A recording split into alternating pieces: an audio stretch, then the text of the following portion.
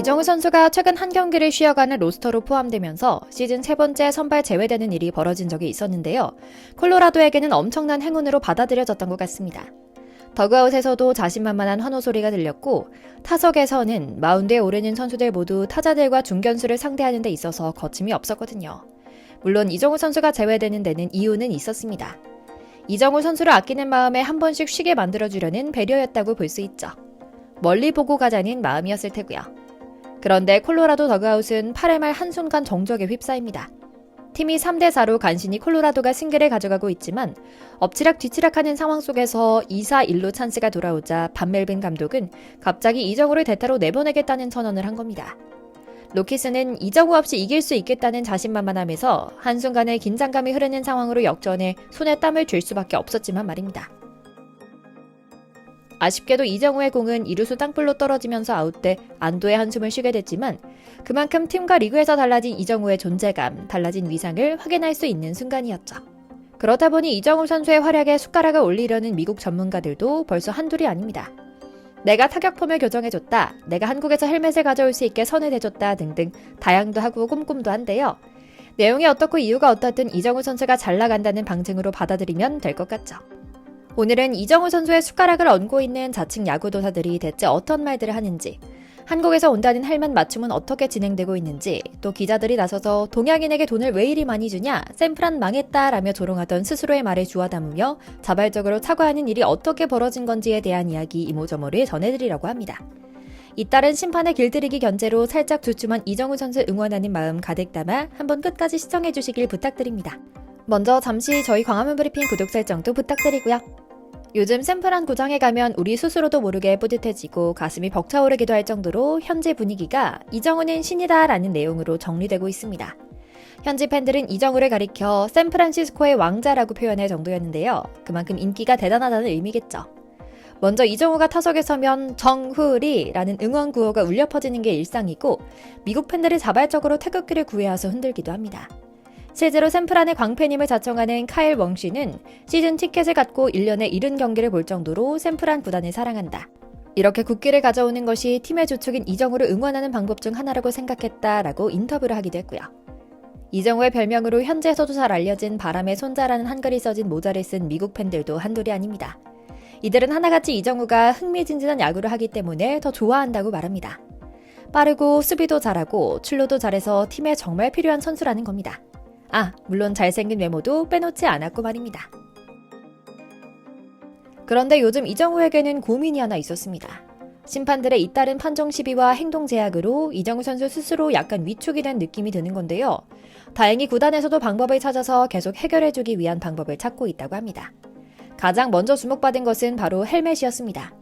이건 동양인 선수들 콜렉터로도 불릴 정도로 아시아 출신 선수들의 워크애식과 저력을 보고 적극적으로 육성해온 반멜빈 샌프란 감독의 실적 때문에 붙은 별명인데요.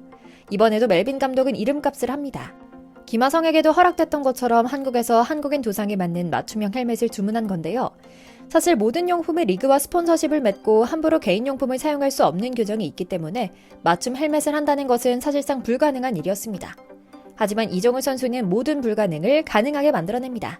메이저리그 야구용품 제조업체인 롤링스는 두상의 장두형인 대부분의 서양인에 맞춰 헬멧을 제작하는데 단두형인 동양인 선수들에겐 잘 맞지 않았는데요.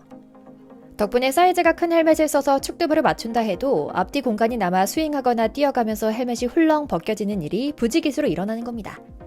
미국인들은 이렇게 열심히 치고 열심히 뛰는 모습을 아이코닉하게 보고 선배 김하성에게도 헬멧이 떨어지며 뛰는 모습을 시그니처 삼아 버블헤드에서도 헬멧을 분리형으로 만들 정도였죠. 하지만 이건 안전상으로나 심판과의 불화를 만드는 재료가 된다거나 하는 등으로 반드시 해결해야만 할 문제였는데요. 결국 이정우는 김하성이 구단으로부터 맞춤 제작 헬멧을 받아 해결한 것처럼 새로운 헬멧을 받게 됐습니다. 실제로 작년부터 김하성 선수가 줄창 이야기하던 조언이기도 했는데요. 김하성은 나도 다 경험했던 것이고 정우도 그럴 것이라 생각했다.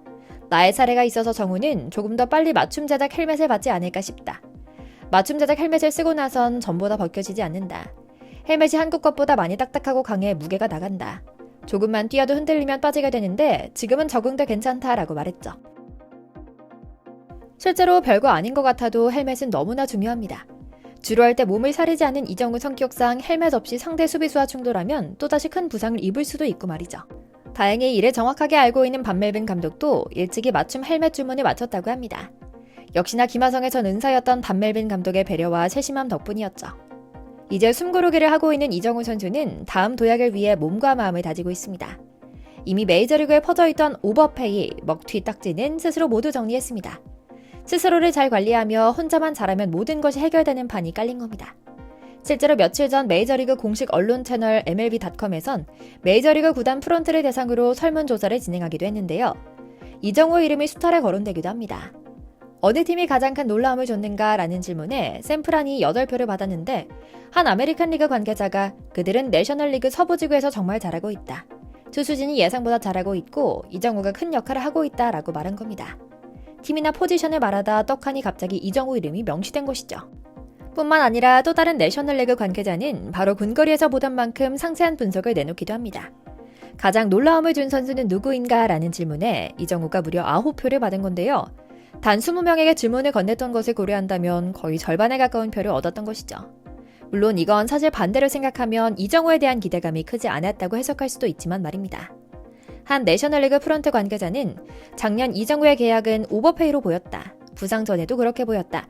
하지만 이제 그는 MVP 후보처럼 플레이하고 있다. 이정우에 대해 잘못 생각하고 있었던 것을 인정한다 라고 말하기도 했죠. 정말이지 대단한 일입니다. 지난 4월 한 달간 우리 한국인들에게 야구 보는 맛을 생활한다고 할 정도로 기쁜 소식을 거의 매일 가져왔거든요.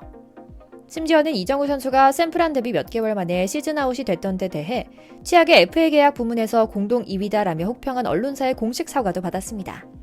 시범 경기를 보며 부상에서 완벽하게 복귀해 작년 시즌 초에 보여줬던 폼이 그대로라고 판단하자 스스로의 판단을 처리하는 뜻을 밝히며 이정우 선수에게 공식 사과를 한 겁니다. 메이저리그 전문 기자 존 모로시는 리그 공식 방송인 MLB 네트워크에 출연한 자리에서 샘프란의 신인 중견수 이정우에 대해 말할 것이 있다고 말하며 진행자를 긴장하게 만듭니다. 이어 그는 말합니다.